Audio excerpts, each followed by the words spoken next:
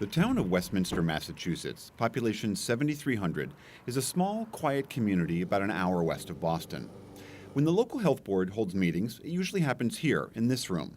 You can get advice about things like septic tanks and mosquito control. But not on this day. This meeting, Wednesday night, had to be moved to the local elementary school because the town is up in arms. You people make me sick. Why so mad? That Board of Health is proposing to make Westminster the first town in the entire country to completely ban the sale of tobacco. It can be argued that the Board of Health permitting these establishments to sell these dangerous products that, when used as directed, kills 50% of its users, ethically goes against our public health mission. The town's proposal would make it illegal to sell any product containing nicotine within city limits. So no cigarettes, chewing tobacco, cigars, vaporizers.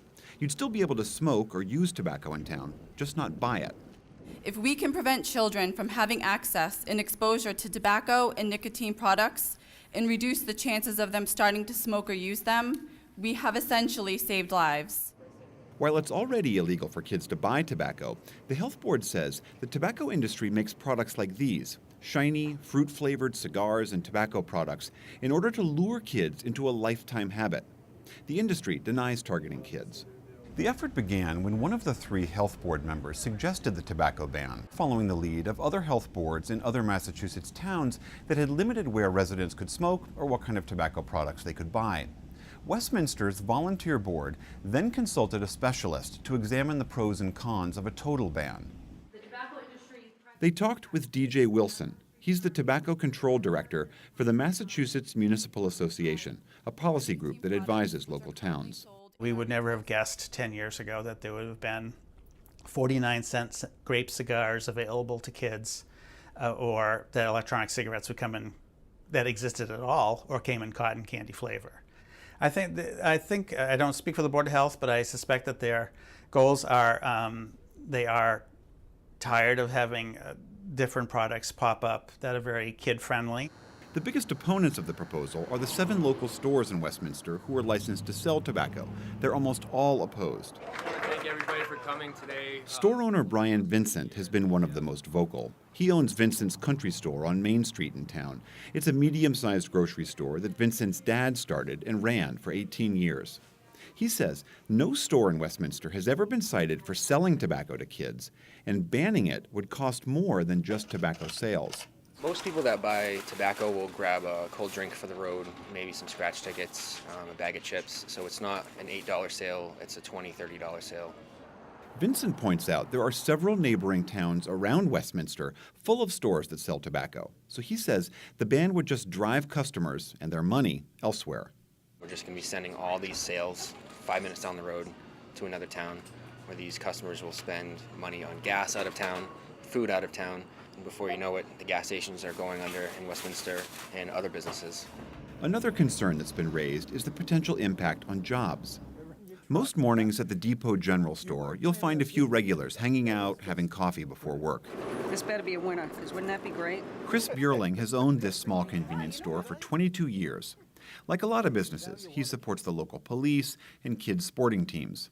He also employs 7 people, several of them full-time. My other tobacco products. He's calculated that losing the tobacco and related retail sales would cost him roughly 2/3 of his payroll revenue. Less revenue means less jobs. And for some of his employees, these are crucial jobs. It becomes very personal. These people are important to me. Lisa's been with me for 18 years. Denise has been, I'd have to ask her, but I'm going to say 12, 13 years. For Lisa, I am her entire income. She, in fact, will lose her house if this job doesn't exist. That's right. We've heard from several local businesses that if tobacco is not allowed to be sold here, that's going to really hurt their businesses and could jeopardize local jobs. If that's true, do you think that that economic pain is worth the public health benefit? Well, there's been a lot of quantifying that a lot of the diseases that are caused from smoking have cost us in this state tens of millions and nationally hundreds of millions of dollars. It is a huge cost to the tax burden to the American people, to the American workforce, to have people on disability and having to retire earlier because they smoked for a lifetime. So that is something that you have to weigh against the loss of profit from selling tobacco products in a retail store. According to the U.S. Surgeon General, tobacco-related illnesses cost an estimated $300 billion a year in medical care and lost productivity, to say nothing about the lost or shortened lives. In Westminster, while local businesses have been the main critics of the plan, it seems many local residents don't like it either, and not just the smokers. Of the 24 or so people we spoke with, we could find only one resident who supported the ban. I just praise the community that's actually standing up for it and making a stand for it. So, it may become more of a norm in the future. But that was definitely the minority position. They're leaving us no choice but to take our business out of town. Even someone like Jim Patre, who smoked for 30 years, now has chronic pulmonary obstructive disease, can barely breathe even with an oxygen tube in his nose. Even he is against the ban. I mean, you of all people should know why the town would want to ban smoking. I mean, you've got these serious health effects from it, but you still think banning it is a bad idea. Yeah, I do. I do. I don't know if I have a great explanation for my feeling, but I do. Is it that you just don't like the government telling you what you can and can't do? No, it's not that so much. I want to say I just don't think it'll work. I just don't think it'll work banning it. Store owner Chris Bierling said he thinks banning tobacco in town would be just the beginning. Is it alcohol next? Or is it the candy bar? Too much sugar. And they say, oh no, we wouldn't even consider something like that.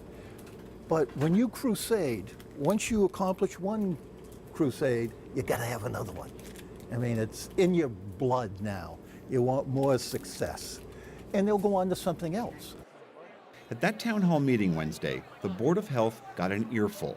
Whether it's me, my children, my family, my friends, or my neighbors, it is their free choice to smoke. This meeting with all these cameras here is a mockery of this town in front of the United States of America. The residents of Westminster don't get to vote on this proposed tobacco ban. Order! City officials don't get to vote either. The decision will be made by the 3-member Board of Health. They're supposed to decide later in December. When some of the crowd got too unruly, the board canceled the hearing after just 4 speakers. All right, this hearing is closed. Thank you all for coming. The police escorted the chair of the Board of Health out the door and safely to her car, while someone tried to get the crowd to sing "God Bless America."